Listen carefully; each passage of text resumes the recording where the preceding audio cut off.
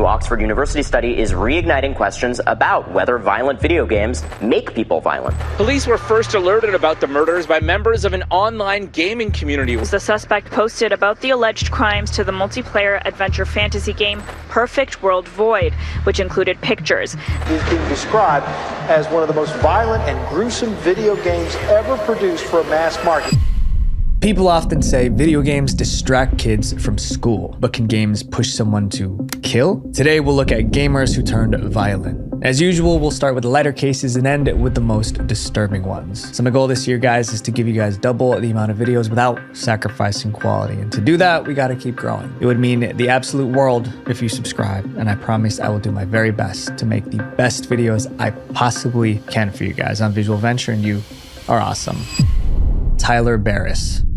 Tyler Barris had a twisted sense of humor. He loved to scare people by making false device threats. He would dial 911, claim that there was a device in a mall, a school, or another crowded place. This type of prank is called swatting. It's when someone calls the police about a bogus crime to get them to go to someone's house. Obviously, swatting is reckless, illegal, and deadly. By the time he was 25, Tyler had a long record. He was wanted for 30 device threats plus fraud and mischief charges, but he stayed on the run, avoiding the police again and again. Then came December 2017. Tyler was living on the streets of Los Angeles, California, and a gamer friend asked him for a favor, one that would cost an innocent man his life. The friend who needed a favor was a gamer called Viner. Viner was furious. He was in the middle of an online argument with another Call of Duty player. They traded insults online. Then Viner threatened to confront the player in person. The other player called his bluff. He sent an address and wrote, "Please, try something. I'll be waiting." That was when Viner reached out to Tyler. Everyone knew Tyler was the best at making swatting calls, so Tyler handed him the address and told him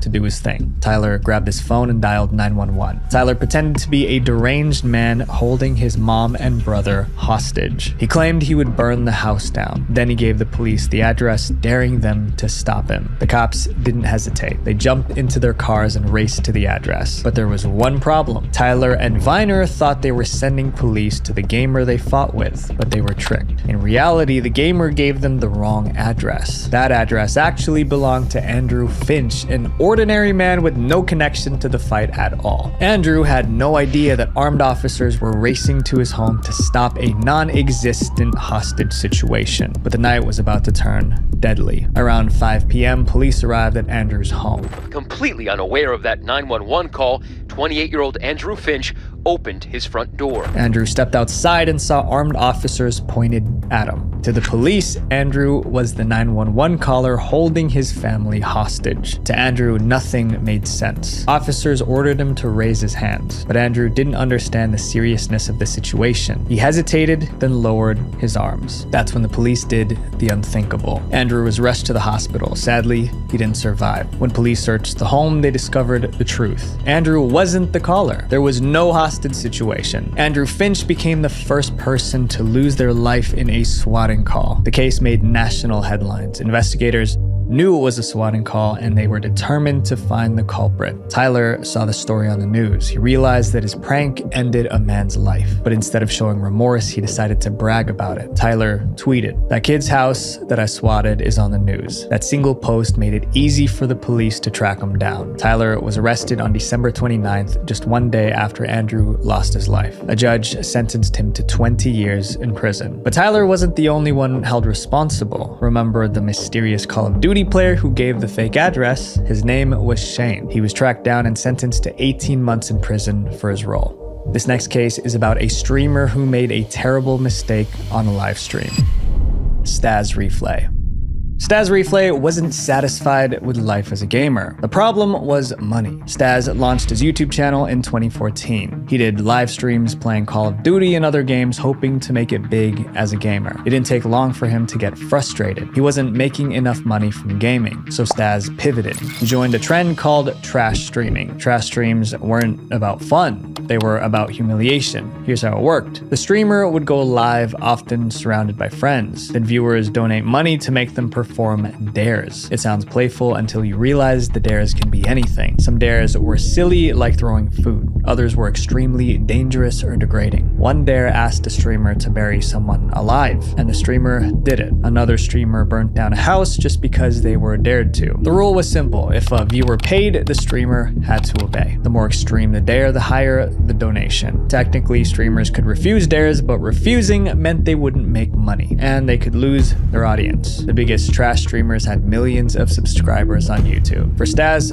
trash streaming was a gold mine, but instead of sticking to goofy dares, he crossed into cruelty. His streams often featured him harassing homeless people or getting violent with friends on camera. For the right donation, there was nothing Staz wouldn't do. His behavior became so extreme that other streamers stopped working with him, but fans rewarded the cruelty. Donations poured in. Viewers demanded more inappropriate acts. Soon, they wanted Staz to target his own girlfriend, Valentina. Valentina first appeared on Staz's streams in the summer of 2020. At times, they looked like they really love each other, like the perfect couple. Other times, it seemed like they hated each other. They constantly fought on camera. Staz would yell at Valentina, insulting her in front of thousands. The audience noticed, so they pushed Staz to be more aggressive with her. They paid money to see that. Viewers dared Staz to throw eggs at her. He did. They paid him to pepper spray her. He did. The dares escalated into things too disturbing to describe. By September 2020, Valentina had enough. She reported Staz to the police, but no serious action was taken. Even then, Valentina kept showing up for Staz's live streams. Every time she appeared, donations poured in because viewers loved paying Staz to harass her. Then one night, Staz agreed to a dare that would haunt him forever. It was the night of December 2nd, 2020. Staz was streaming with Valentina and his friend Marina. At some point, Marina left. Now Staz and Valentina were alone on camera. Then a viewer offered $1,000 for Staz to lock Valentina outside. The request was insane because it was winter. The temperature was between 17 degrees to 26 degrees Fahrenheit. That's below freezing. But $1,000 was too much to resist. So live on stream, Staz forced Valentina to go out on the balcony. Valentina knocked on the door, but Staz ignored her. Eventually, the knocking stopped. Staz finally opened the door to check on her. She wasn't moving. Staz panicked, but instead of calling an ambulance, he turned back to his viewers. For 2 hours, Staz kept streaming. When he finally called for help, paramedics confirmed Valentina was gone. He was arrested and sentenced to 6 years in a maximum security prison.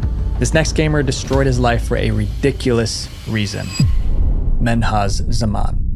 Menhaz Zaman's parents didn't just encourage him to get good grades, they demanded it. Menhaz grew up in Canada, but his parents were immigrants from Bangladesh. They were strict about everything, but most of all, they wanted Menhaz to do well in school and become an engineer. For context, academic achievement is a huge deal in Bangladeshi culture. Failing school isn't just personal, it can bring shame to the entire family. For Menhaz, the pressure was suffocating. In 2015, he gave his parents the news they wanted to hear. He told them he was accepted into York University, one of Canada's top colleges. They were thrilled. Of course, Monrose and Momotaz were extremely pleased to hear the news, and this solidified his position as the golden child of the family. Yeah, Menhaz was the golden child of the family, the obedient, respectful, and studious son. But the truth was far more embarrassing. Menhaz lied to his family. He didn't get admitted to York University. His grades weren't good enough. But Menhaz couldn't bear to disappoint his parents, so he lied and quietly enrolled at a lesser-known college. Even at this easier school, he struggled. He failed his classes and eventually dropped out. Now he wasn't attending college at all. Still, the lie continued. He couldn't face his parents and admit failure. Each morning, Menhaz's parents watched him leave the house. They thought he was heading to campus. In reality, he was wandering through shopping malls or worked out at the gym. When he wasn't doing that, he was online playing a game called Perfect World. He also spent hours chatting on the game's Discord server. But lies can't last forever. A college degree takes 3 or 4 years. Soon, the day Menhaz was supposed to graduate arrived. July 28th, 2019. Menhaz began to spiral. At this point, most people would come clean, but this was a secret he wanted to keep at any cost. So instead of disappointing his parents, he decided to end them. The day before the graduation, Menhaz sent this message on the Discord gaming server: "Gonna end my parents and go to jail, yo." Other players brushed it off. Menhaz was known for crude, offensive jokes, but this wasn't a joke. Minutes later, he posted photos of his lifeless family. Still, people didn't buy it.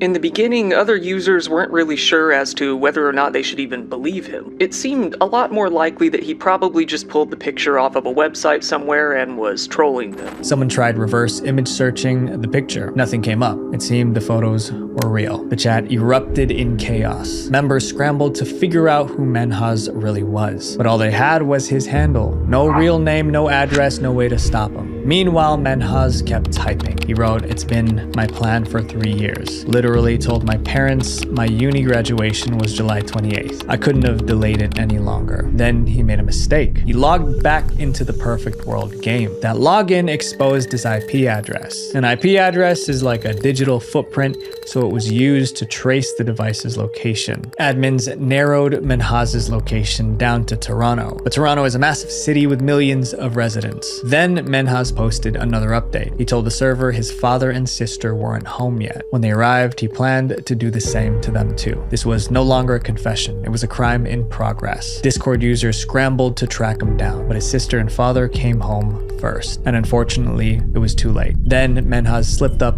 again. He offered to send money to the group members. It was his way of saying thanks for being there for him. He asked everyone for their PayPal addresses, and he actually sent some of them cash. That transfer finally cracked his identity. It revealed his name. Police were alerted immediately. Officers surrounded his home. When we got to the front door of the house, that's where we confronted the man, that 23-year-old man who's now in custody. Before they entered, Menhaz typed one final Discord message. "The police are here. Goodbye." At the trial, Menhaz pleaded guilty. He was sentenced to life in prison with no possibility of parole until age 64. This next gamer couldn't tell the difference between reality and games. Devin Moore.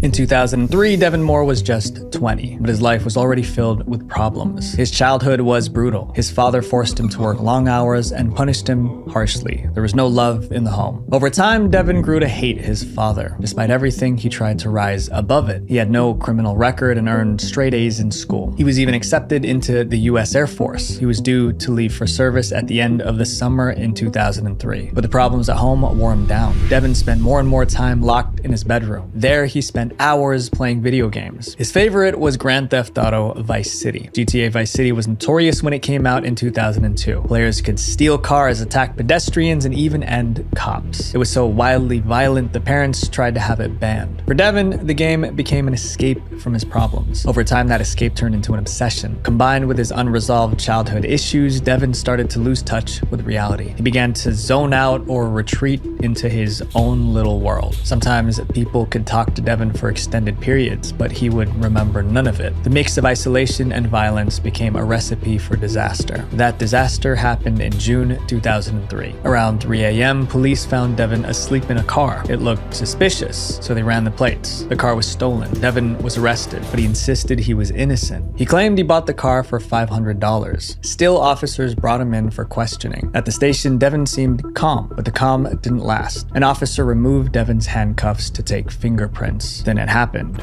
Then suddenly, inexplicably, Moore snapped. Devin grabbed the officer's weapon and fired. 2 officers were hit. Devin then ran through the station and found another officer in the dispatch room. He did the same to him too. In less than a minute, 3 officers were gone. Then Devin acted out something straight from GTA. He stole a car. Along the way, Moore had grabbed a set of car keys.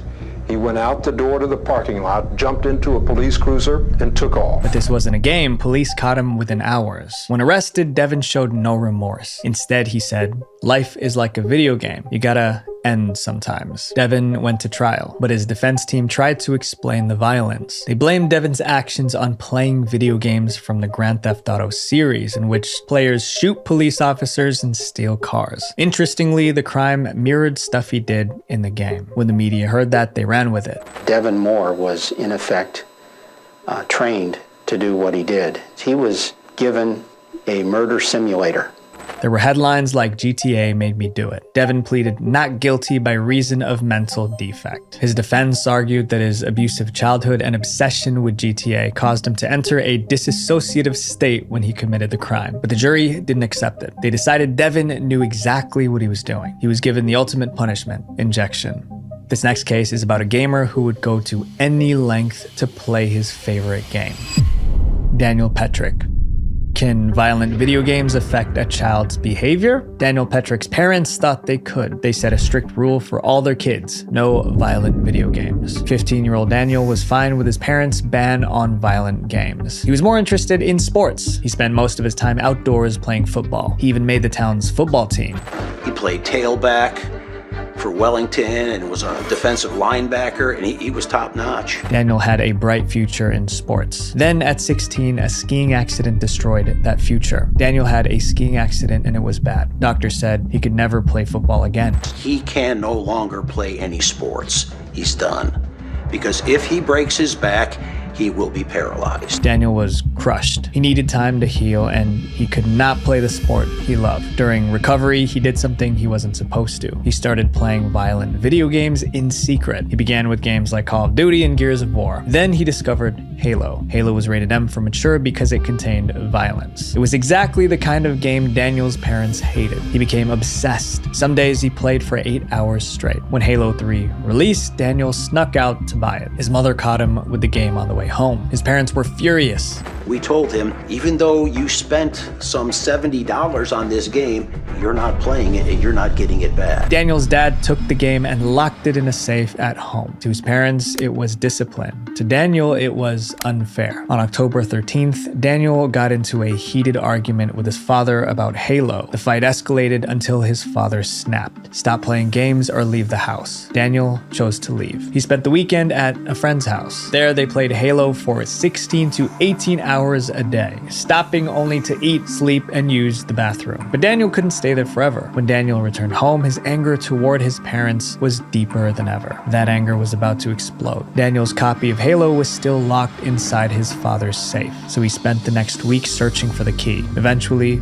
he found it. When Daniel opened the safe, he retrieved his game, but there was something else inside, a weapon. The dark idea formed in his mind. That night, Daniel was alone in the house with his parents. Now, around 7 p.m., Daniel Petrick walks up behind his parents.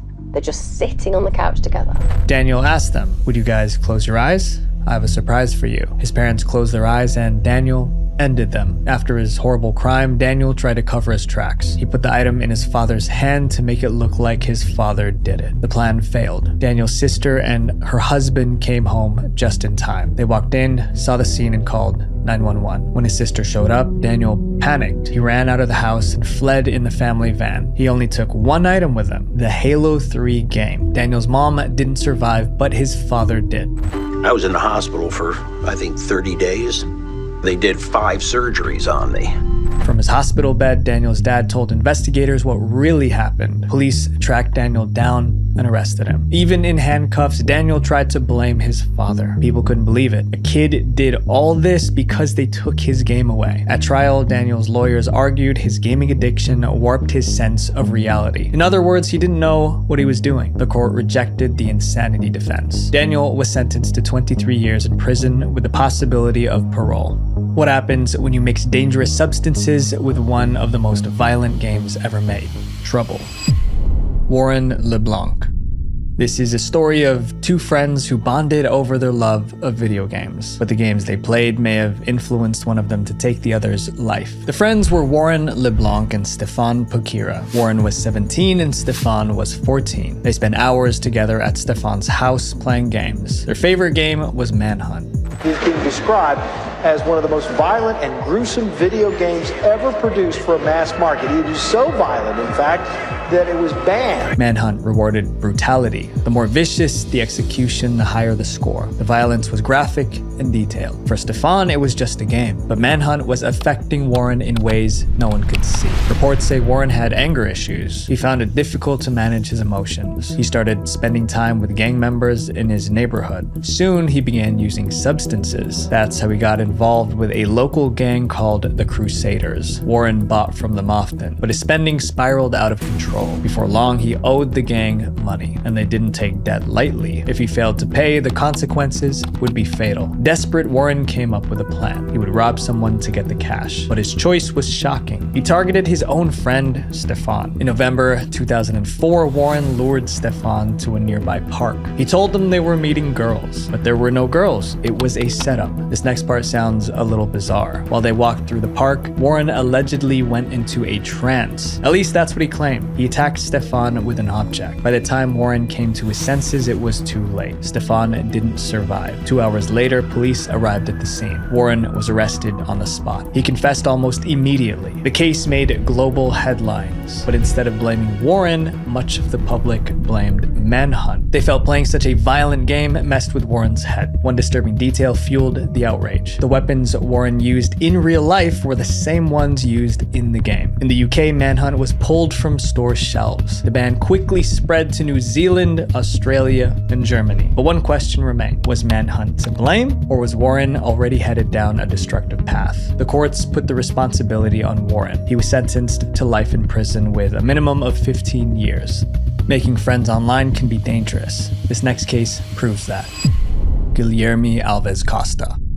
Guilherme Alves Costa was an 18-year-old living in Brazil. He absolutely loved playing games online, but he wasn't just having fun on the internet. Eventually, he stumbled onto the dark web. There, he joined chat rooms where people shared violent fantasies. Guilherme was seriously influenced by this dark content. He started to have twisted thoughts as well. It was during this time that Guilherme met Ingrid. They became friends during an online Call of Duty match. Guilherme began to trust her. He confided in her about his mental struggles. Ingrid, trying to be supportive, wanted to help, but soon she realized his thoughts were far darker than she imagined. He once sent her a photo of himself holding a weapon. Another time, she asked if he would help him carry out violence in a church. One night, he sent her a weird message: "You must be mine." These were serious red flags, but Ingrid saw them as cries for help. She didn't know Guilherme was spending time on dark web chat rooms that encouraged his fantasies. Eventually, they started meeting in person. Ingrid visited his home,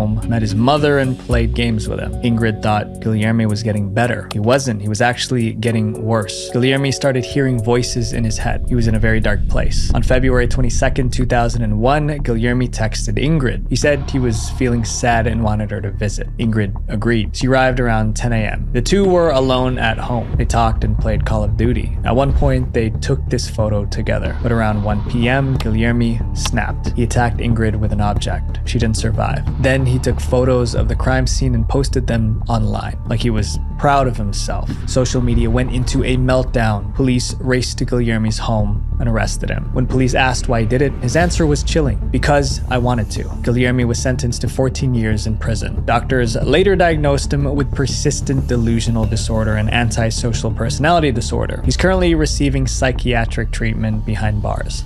This next gamer was the worst kind of evil. Stephen McCullough.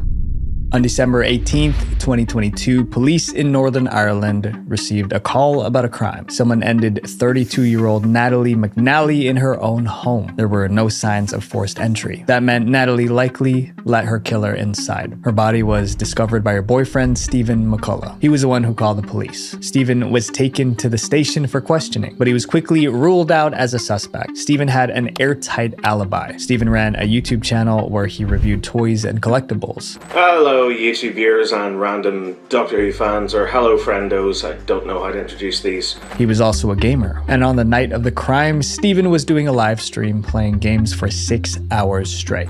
It's just floating! Right, drop the bomb on the target. The video was still up on his YouTube channel. Stephen was on camera the entire time. Apart from that, Stephen didn't have a motive to hurt Natalie. They seemed like a happy couple. They were even expecting a baby together. There's no red flags on either side of the couple. Like, they seem like they would both be amazing parents. The investigation continued. Police dug deeper into Natalie's relationships. That's when they realized that Stephen did have a motive to harm Natalie. When investigators searched Natalie's phone, they saw strange messages. It turns out she was secretly chatting with her ex-boyfriend. Just 3 days before the incident, she exchanged 33 WhatsApp messages with that ex. Some of these messages were romantic. Detectives believed Stephen saw those messages, and he was probably mad. Now, cops had a theory: a jealous boyfriend who discovered his partner texting her ex. But suspicion wasn't enough. To arrest Stephen, they needed to dismantle his alibi, the live stream. At first glance, the live stream cleared Stephen, but experts noticed strange details. Throughout the video, Stephen kept reminding viewers that he was live. Hey, and we're live. That's the fun of being live. So I just thought, why not? I'm gonna do a live stream.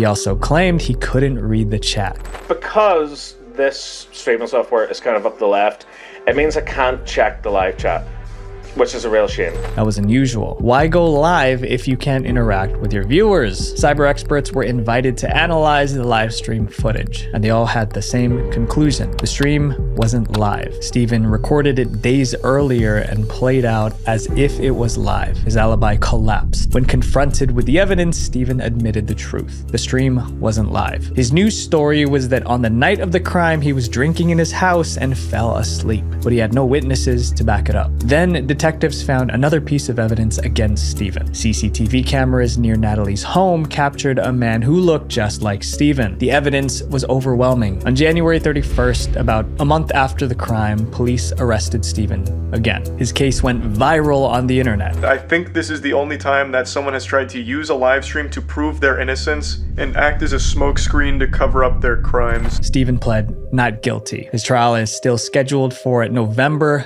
2025.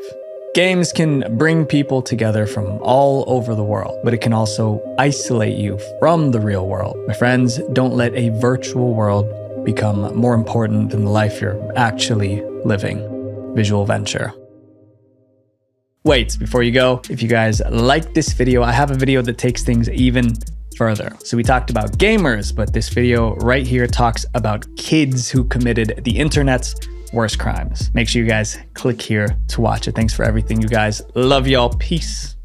Once being an extremely popular sports commentator on YouTube, EDP445 is now known for being a creep to his young fans. He's actually delusional. He's a fucking delusional freak. What EDP did is unforgivable. He should be counting his lucky stars he's not in jail. So what brings you out here today? Oh, I was actually coming out here to pick up a cupcake. It's no secret that monsters are hiding among us, but some are hiding in plain sight, right in front of millions of people. EDP445 is one of them. EDP is a YouTuber with over 2 million subscribers who lost everything after he was caught trying to pick up a cupcake. But the story of EDP goes so much deeper than you think. There's more to the story than just him being exposed. From the memes that he created to his repeated comebacks, EDP's cancellation is unlike anything the internet has seen before. Make sure you guys stay till the end because we'll be exploring never before seen details on the EDP saga, and some are guaranteed to surprise you. So sit back, relax, and grab a cupcake because we're starting this wild story from the very beginning. The origin story. I'm gonna tell you how it is, and I'm gonna tell you how it goes.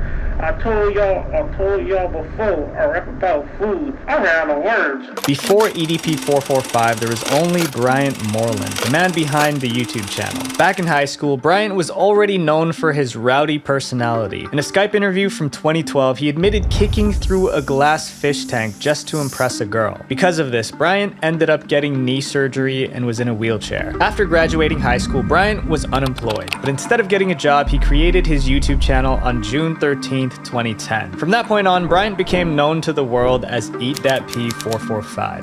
I come up with shit that's out of the ordinary, and I don't stick with boring ass lame names. At that time, EDP got into a pattern of uploading whatever he felt like. He uploaded rap videos, vlogs, even cooking videos. His content didn't have a clear direction, but EDP's brand finally began taking shape when he uploaded American football commentary. On November 16th, 2010, EDP uploaded the video 5928 Eagles Kill the Redskins, which became the first out of 1,000+ videos where he talked about the Philadelphia Eagles. Since then, he became known as one of the biggest Eagles fans. But EDP's personality was the thing that really set him apart. His videos were almost never edited. Everything he said was unfiltered, unlike a lot of big YouTubers today. Besides the Eagles, EDP would share a lot about his personal life, making YouTube his own personal diary. It was this unfiltered approach to YouTube that kept his fans coming back for more. Regardless of all this, EDP was still pretty much unknown. EDP445 was just another YouTube channel among millions of others. But 1 year later, EDP got his first big break as a YouTuber. In 2011, the Philadelphia Eagles were facing their longest losing streak since 1968. Their performance was so bad that the Philadelphia City paper even made a video to talk about it. This video gave EDP his first taste of mainstream exposure. Throughout the video, the Philadelphia City paper used clips of EDP crediting him as an independent football analyst. His reaction perfectly captured what it felt like to be an Eagles fan at the time. Even with the exposure from this video, EDP still had less than 10,000 subscribers by the end of 2012. But in 2013, something happened that would change the entire course of EDP's YouTube career.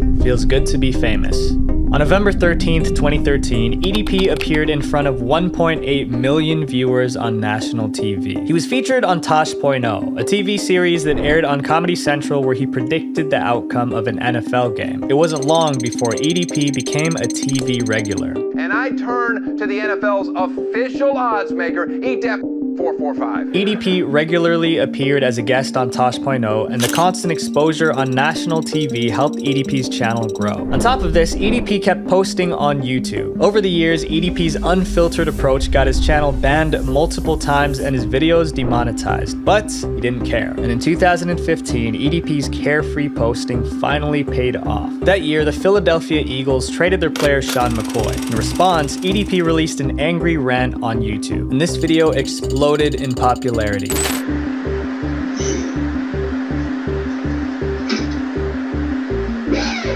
Both ESPN and MTV covered EDP's reaction. During this time, EDP saw his subscriber count more than triple, going from 20,000 subscribers in 2014 to 70,000 subscribers by the end of 2015. EDP was no longer the small YouTuber he once was, but his success didn't stop at YouTube. That same year, EDP also found work as a security guard. Thanks to this job, he met popular rapper Tyler, the Creator. The two of them became fast friends, and Tyler hired EDP to make content for his app, Gulf Media. Even though EDP's YouTube content wasn't monetized, EDP was still able to establish himself as a successful content creator.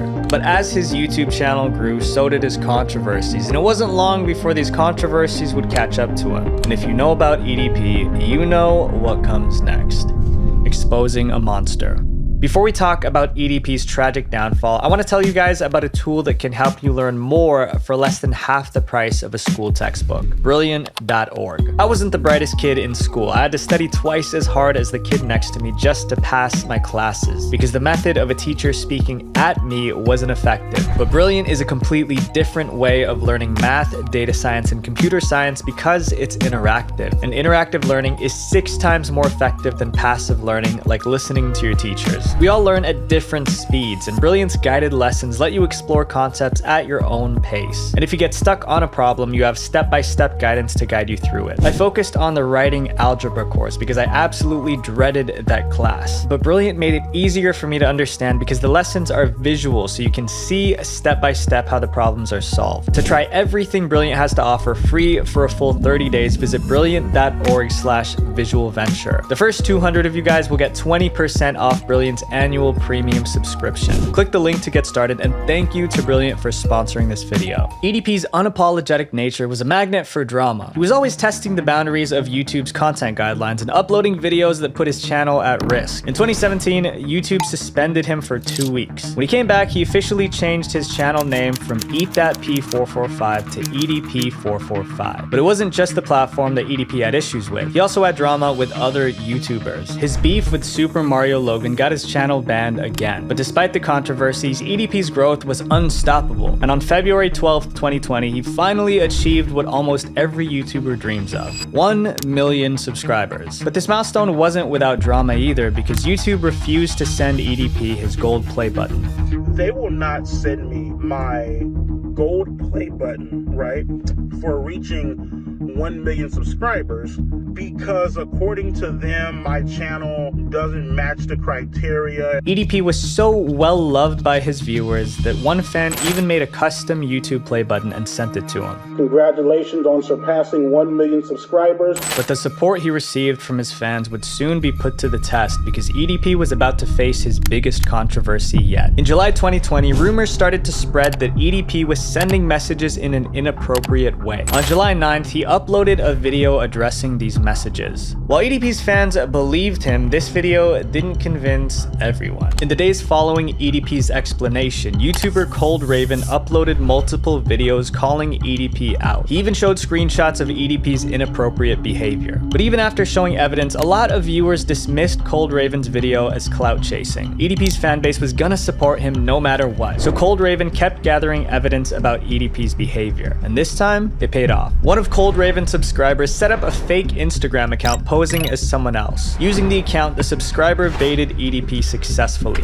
Cold Raven then uploaded a video, but this time with more concrete evidence. EDP responded by creating a video titled "My Response to Cold Raven," where he pulled back a slide of a pistol to threaten Cold Raven, but EDP's threat didn't work. Things heated up when Keemstar from Drama Alert invited EDP and Cold Raven to his show. EDP didn't show up, but Cold Raven was happy to spread the word about EDP. With mountains of evidence stacked up against him, EDP was starting to crack. Cold Raven succeeded in getting EDP to show the world the kind of person who he really was. By the end of 2020, EDP was caught 8 times. He still kept uploading his usual content, but people beyond the NFL YouTube community started to take notice. It was a miracle that EDP wasn't cancelled after months of evidence was brought to light. But miracles only last for so long, because in 2021, EDP was gonna lose everything. The infamous cupcake incident. Well, fist bump? I don't fist bump people like you, man. Okay, so... The cupcake incident was the moment that killed EDP's YouTube career. On April 18th, 2021, EDP was on his way to pick up a cupcake, but when he arrived at the meeting place, he was confronted by a vigilante group. When they confronted him, EDP used the excuse of picking up a cupcake. So what brings you out here today? Go ahead. Well, I was actually coming out here to pick up a cupcake. This excuse would go down in YouTube history as one of the most infamous moments on the platform. There are like countless memes about this floating around. That's because this video went viral. The video recording of this incident was uploaded on April 20th, 2021 by Chet Goldstein, one of the members of the YouTube channel. Now, millions of viewers had their eyes on EDP. From big YouTubers like Moist Critical to major news outlets like Yahoo News, EDP's reputation crashed down in flames. In the days following the cupcake incident, EDP made all his videos private, but his effort in privating over 1,000 videos on his channel went to waste, because on April 27th, 2021, YouTube deleted his channel. While the sting operation led to the end of EDP's YouTube career, it didn't bring justice. The biggest development is absolutely the authorities getting involved and saying that they are going to look into the case. But they also acknowledge that it could be a bit difficult given that this is not a very well conducted investigation by people that are less than professional. With law enforcement struggling to file the findings as evidence, EDP was never arrested, so he was determined to build his career back as a content creator. But as long as EDP wasn't behind bars, the internet wasn't gonna let him off the hook. EDP versus the internet. And he was evicted from an apartment complex not too far from here. Now he's staying here. Spread the word, you know, it's not safe for him to be here, and people in this town hate him.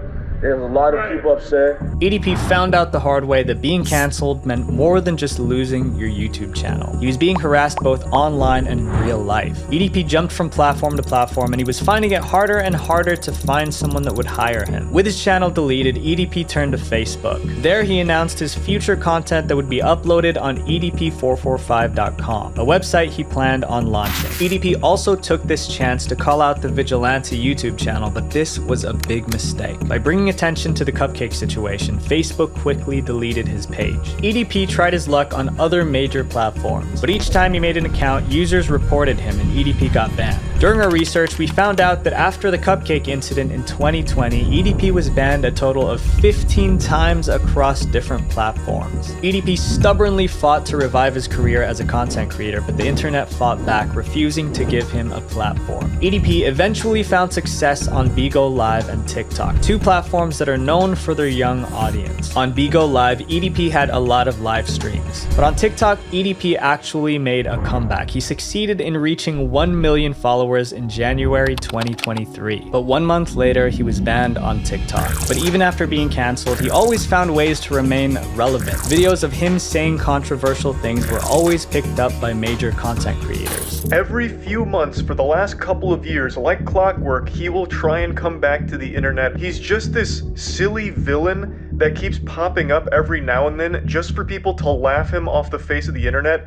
but he'll always come back as a cameo in later episodes. EDP was always putting himself out there publicly, which made him a target for harassment. He found work as a Lyft driver only to be spotted and lose his job. The harassment was so bad that EDP even changed his name legally. He was also believed to be struggling financially. People online tracked down the car that he owned and found out that he sold it, as well as some of his belongings, including his YouTube play button. One thing I just want to, mention to you guys, whoever decides to buy it, this wood right here on the side is a little bit chipped. And if things couldn't get worse, he's also believed to be facing kidney failure. He posted a photo of dialysis on Instagram and posted a tweet addressing those that believe he's faking it. EDP is having a rough time. And on July 7th, 2023, EDP uploaded a video saying that he's seeking treatment. I'm taking full responsibility for accountability for my actions. I am terribly sorry for the pain, the anguish, the hurt that I've caused multiple people. EDP's apology video caught a lot of people by surprise, including me, because I was literally creating the video at the time of his apology.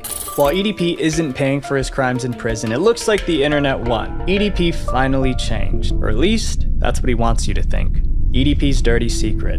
Do you guys think EDP really changed? He apologized, but was it genuine? Some of the dirt that we recently uncovered might say otherwise. Our speculation is that every controversy after the cupcake incident was geared toward one goal: to drive traffic to his website. At first glance, EDP445.com just looks like another personal website. EDP's videos are uploaded there, and there's a merch store as well. Nothing out of the ordinary, right? But when we checked the website's traffic, we were shocked. When we ran the website through similarweb.com, we found that EDP445.com has an average of almost 100,000 monthly visits. To put this in perspective, that's 5 times more traffic than Logan Paul's merch store. EDP's ability to stay relevant has seemingly turned EDP445.com into a successful e-commerce website. His website also has a section where visitors can pledge a monthly subscription ranging from $2 to $10 a month. While we don't have the exact data, with over 100,000 visitors each month, it's easy to imagine how much revenue he's potentially generating. EDP might not have the reputation he once had, but that doesn't matter. Every time he does something controversial, it benefits him. If you search EDP445 on Google, it's on the first page. It seems like that's what he's after, to get as many people to visit his website. Because as long as people are visiting, there's always a chance for more merch sales and more subscriptions, which means more revenue. EDP isn't just a content creator, he's a businessman. He even filed a trademark for his website. That's how serious he is about the platform he's created. He's able to run a successful website, but the real problem behind all this is that it encourages his inappropriate behavior, because the more he stirs up controversy, the more people visit his website. And maybe, just maybe, it's intentional. EDP really did make a comeback, and it's on a platform that he has complete control over.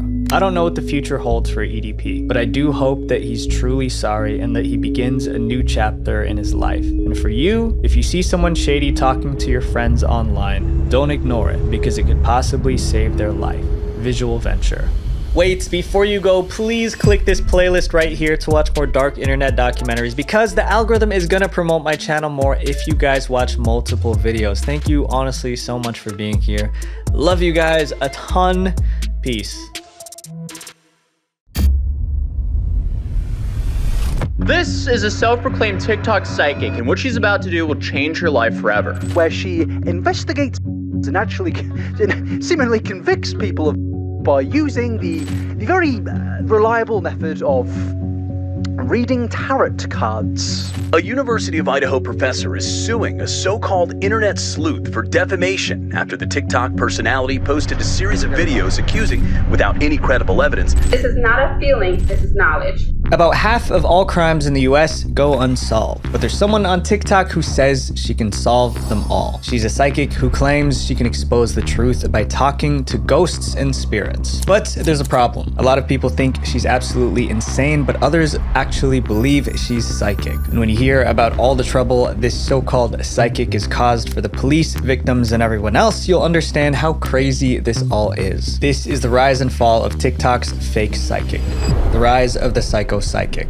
Among the millions of TikTok channels, Ashley Gillard's content stands out, but not in a good way. Ashley rocked the internet when she announced that she could solve real-life crimes by talking to spirits and reading tarot cards. Although this sounds far-fetched, it still gave her a lot of attention. Ashley quickly gained 105,000 followers and 2.6 million likes on TikTok. It's not clear if Ashley's followers actually believed that she had powers or just wanted to see her make a fool of herself, but one thing was clear: Ashley truly believed she was psychic. She was so confident that she wrote "Ashley is God" in her TikTok bio. But talking to spirits wasn't her only superpower. Ashley told her audience that she could also read minds, predict the future, and see visions of the past.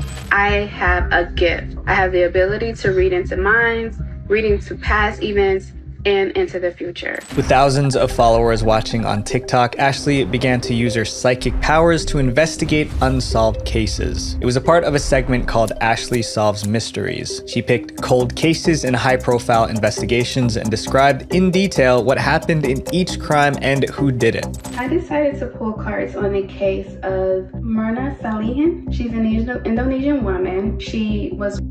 Remember, these were unsolved cases, meaning no one was ever found guilty. So when Ashley used her psychic abilities to investigate a case and name a culprit, she was basically accusing people of crimes they were not guilty of. Despite making these bold claims, Ashley never provided any evidence to back up her accusations. When asked why, Ashley said it was silly to ask her for evidence because her information came from the spirits, which meant they were true. To be asking me for evidence, that's just ludicrous to me. That's just like asking anybody else in the tip line, providing the tips that they requested for evidence of their tip.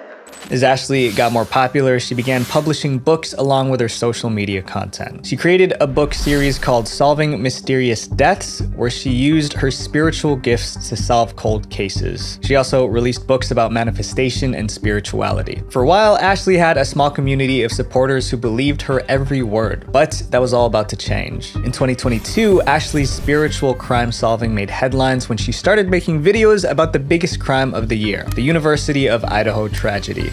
The crime that caused her downfall. The worst crimes we see in town involve things like bike theft or cars getting keyed or something like that. We're a nice little artsy town that provides a great quality of life to a lot of people.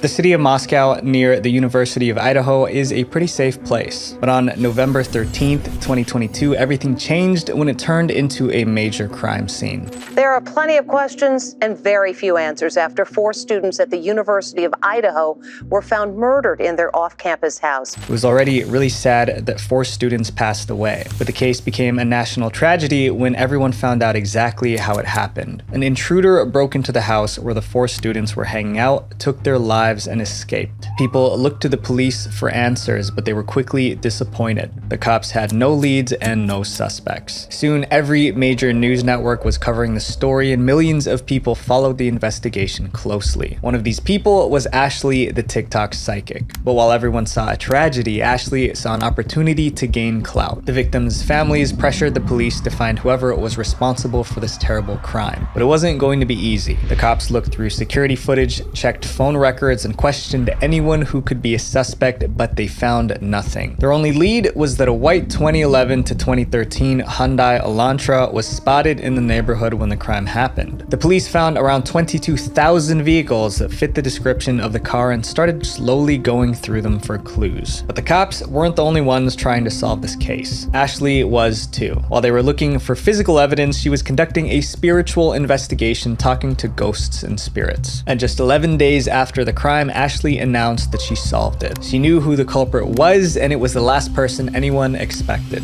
Ashley solved the crime. On November 24th, 2022, Ashley posted another video in her Ashley Solves Mysteries series. However, this was a special episode. Instead of looking into an old case, Ashley was using her psychic abilities to solve a current investigation, University of Idaho case. This is not a feeling, this is knowledge. I did a reading. Right from her first video, Ashley didn't hold back. She said that the person behind the demise of the 4 students was a woman named Rebecca Schofield. Rebecca was a professor at the University of Idaho, the same college the victims went to. But why would a college professor commit such a terrible crime? Ashley had an answer. Technically, it wasn't really her answer, it was from the spirits. After accusing Rebecca, Ashley went all out. She filmed video after video breaking down the case from different angles. But what Ashley said in her videos was so shocking, it stirred up a lot of controversy. Ashley claimed that the spirits told her that Professor Rebecca Schofield was behind the crime. Now she needed to explain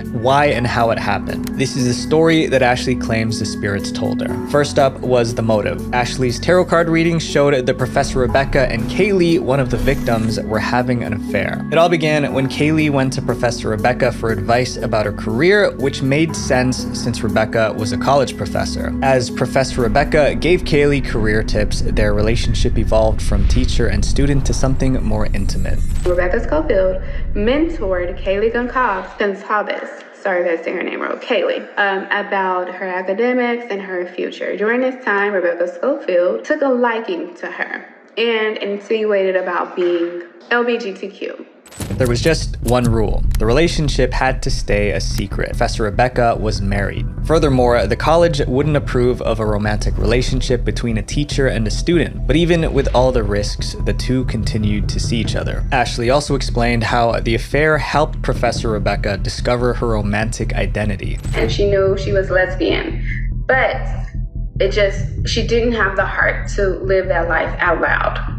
She said that she was so introspective that she lost her connection to her husband and that she needed to focus on her finding her truth. However, according to the TikTok psychic, things soon took a turn for the worse. The two began to argue frequently and the relationship became rocky. Kaylee, still a student, felt frustrated because Professor Rebecca tried to control her. She felt that Rebecca Schofield was emotionally needy and insecure. Kaylee felt like Rebecca Schofield wanted to dominate her so that she could feel less insecure and more comfortable. So they had a power struggle. Things got so bad between Professor Rebecca and Kaylee that they decided to take a break from the relationship. Eventually, they broke up completely, but the breakup didn't fix the problems between them, it just made things worse. Professor Rebecca loved teaching at the university and she was scared that Kaylee might tell others about the affair. If that happened, Rebecca would lose her job, her reputation, and her marriage. It would completely ruin her life. To protect everything she cared about, Rebecca made a terrible choice. According to Ashley, the professor decided to shut Kaylee up once and for all. Rebecca feels threatened. She feels that Kaylee is going to tell on her. So she decides to concoct or come up with a plan to have Kaylee killed. Ashley claimed Professor Rebecca had an affair with her student, Kaylee, and then decided to get rid of her after they broke up. But the key part of the story was how Rebecca actually did it. Rebecca allegedly convinced Kaylee's ex-boyfriend, Jack, to help by offering to pay him. At this point, she decided to keep her secret safe that Kaylee had to be dead and that Jack DeCour was going to help her do it. So she meets up with Jack DeCour in an inconspicuous place. Jack just wanted the money. So apparently there was something that happened that interfered with his goals and his dreams. He wanted to be able to pursue whatever goals and dreams he had in life, and Rebecca Schofield kind of fed into that. Together, they hired someone to sneak into the house and target Kaylee, along with anyone she may have told about the affair. This included Kaylee's boyfriend and her housemates. Ashley was accusing a respected professor of planning an assassination, which was insane. Considering how serious her allegations were, some people demanded she provide evidence to back up her claims. But Ashley didn't have a shred of proof. All she had were her tarot card readings and psychic visions, which she presented as fact. However, Ashley insisted she had no reason to lie. Let's just dispel the rumors. No, I do not know Rebecca Schofield. I'm not connected to her in any kind of way. I'm not emotionally tied to her or any of the victims. I'm not connected to anyone. I have no reason to lie on her. Ashley said that the evidence against Rebecca would be found on Rebecca's phone and laptop and would support her story completely. After all, the spirits were never in the wrong. You don't have to believe anything I say. Everything that I'm saying and most of everything that happened to the students that night and before is evidenced in the app that Rebecca Schofield used to communicate with all of her collaborators. So with all these videos out slandering Professor Rebecca Schofield, what did she herself think about it? To put it simply, she hated it. Professor Rebecca didn't say much in public, but behind the scenes, she was preparing to respond. And Rebecca's response would be so savage, it would start a war between the two women. Professor Rebecca fights back. Professor Rebecca was shocked that a TikTok psychic she'd never heard of was accusing her of a crime she didn't commit. It was like a terrible nightmare. At first, the allegations were just irritating, but that irritation slowly turned to rage as Ashley kept posting videos. Even worse, these videos were going viral, being viewed and liked and commented millions of times. This was no longer a ridiculous conspiracy theory. Ashley's videos began to ruin Rebecca's life. Professor Rebecca was constantly insulted and bullied on social media. People flooded her email with hateful messages. Some even threatened her physically. Rebecca tried everything to stop this madness. She sent several cease and desist letters asking Ashley to take down the videos and stop making them for good. But they were all ignored. Instead of stopping, Ashley doubled down. I to put this demand letter Rebecca Schofield attorney sent me by tissue so I can wipe my with it. Ashley's fans didn't just bug Rebecca. They also contacted the families of the victims, trying to convince them that Ashley had solved the case and Rebecca was guilty. Things got so out of hand that it started affecting the actual police investigation. The cops haven't found any suspects yet, but they were being bombarded with calls from Ashley's followers demanding they arrest the college professor. For weeks, investigators have been combating a lot of misinformation on this case, but they say this claim that this professor is somehow involved in the murder is perhaps the most high profile, as it has been shared online millions of times. In the midst of all this chaos, Ashley kept on making new videos, bragging that she was the sole reason Professor Rebecca was going to be looked at as a suspect. This left Professor Rebecca with only one option. She was going to sue the TikTok psychic. On December 21st, 2022, Rebecca Schofield sued Ashley Gillard for defamation. A University of Idaho professor is suing a so-called internet sleuth for defamation after the TikTok personality posted a series of videos accusing, without any credible evidence, that the professor was somehow tied to the November of 4 college students. The lawsuit explained that Professor Rebecca had no connection to the victims in any way, not even as a teacher. None of them took her classes, and she never met or spoke to them during their time at the university. Most importantly, she never had an affair with Kaylee. Furthermore, Rebecca cooperated with the police and answered all their questions. And even the police publicly stated that Rebecca was not a suspect in the case. And to top it all off, she had the perfect alibi. On the day of the crime, Professor Rebecca was nowhere near the college. She was thousands of miles away in Oregon with her husband and some friends. In her lawsuit, Rebecca demanded an amount of $75,000 to make up for the emotional stress and the damage to her reputation Ashley's videos caused. The case seemed like an easy win for Rebecca. Although the lawsuit only mentioned the first 6 videos Ashley posted, there were many more videos that could be used as evidence. In total, Ashley posted more than 100 TikTok videos accusing Rebecca of the crime. But this legal drama wasn't the only thing happening. Outside the courtroom, the hunt for the real culprit was still going on. And after weeks of searching, the cops were finally about to arrest the man behind the crime. The delusion just gets worse. On December 30th, 2022, 48 days after the horrible crime, the police finally caught a break and made an arrest. That major break in the investigation into the murders of 4 Idaho college students. A suspect arrested thousands of miles away from the crime scene. The suspect, 28-year-old Brian Christopher Koberger, a criminology PhD student at Washington State University, a school less than 8 miles from Idaho College. The police tracked him down after they checked the license plate of a white Hyundai Elantra seen near the neighborhood on the night of the crime. That car belonged to Brian. Once they identified Brian as a suspect, they pulled his phone records. That's when they noticed something strange. Brian turned off his phone between 2:47 a.m. and 4:48 a.m., the exact time when the crime occurred. They also analyzed DNA found at the scene, which matched someone from Brian's family. The police then went to Brian's family's home and dug through the trash, where they found items with DNA that matched the crime scene. With all this evidence evidence, the police had enough to arrest him. At the time of his arrest, Brian was the only suspect in the case. But even with this breakthrough in the case, Ashley was still determined to paint Professor Rebecca as the villain. Even after someone was arrested for the crime and she was slapped with a lawsuit, Ashley refused to back down. In fact, she told her audience she wasn't afraid of the lawsuit. She was excited. I haven't been served yet, but I'm actually gleaming with excitement.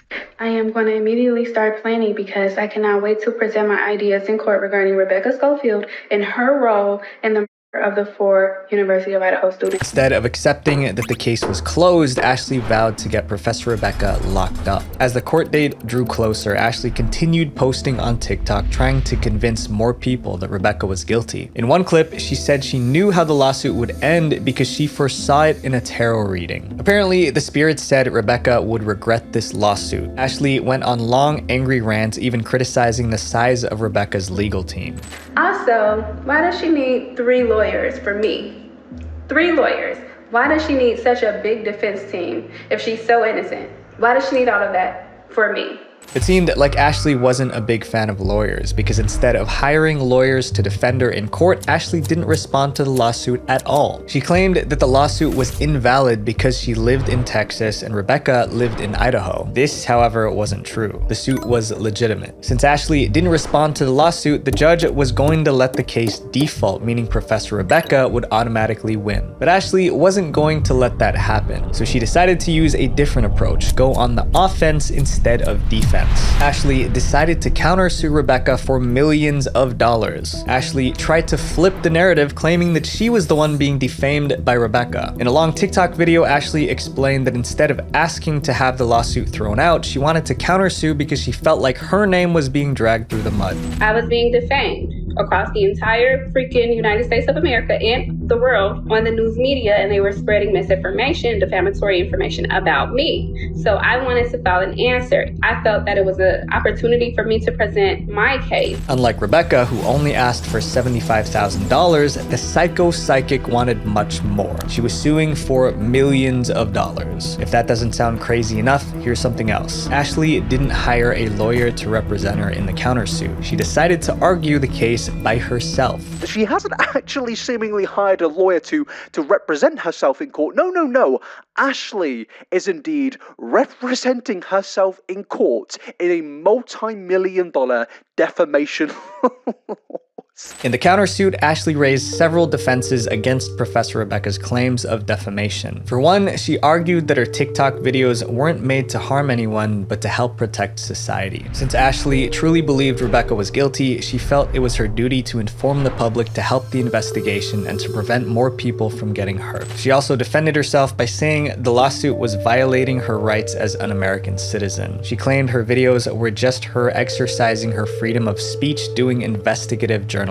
When the court asked Ashley for actual proof to back up her allegations, Ashley said that her tarot cards and her psychic visions were proof enough. The court immediately rejected this, saying it wasn't real evidence. After that, Ashley tried a different approach. She said that her tarot readings were part of her spiritual beliefs and that it could be considered a form of religion. The First Amendment protects freedom of religion. Ashley argued that being sued for her tarot readings violated her First Amendment rights. But once again, this argument didn't work. For months, they went back and forth in court. Due to the countersuit, both women incurred thousands of dollars in extra legal fees. But Professor Rebecca had a lot of public support. Several GoFundMe campaigns were created, raising over $38,000 to help Rebecca pay for her lawyers. Finally, after a long and exhausting legal battle, the madness came to an end. On August 8th, 2023, the court completely threw out Ashley's countersuit. It called her spiritual claims baseless and outrageous. A TikTok personality's countersuit against a University of Idaho professor will not be moving forward.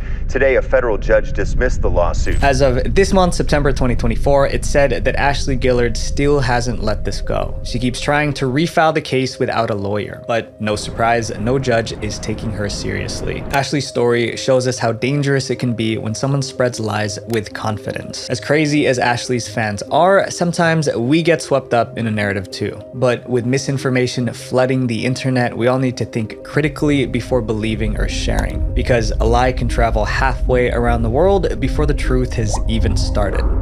Visual Venture.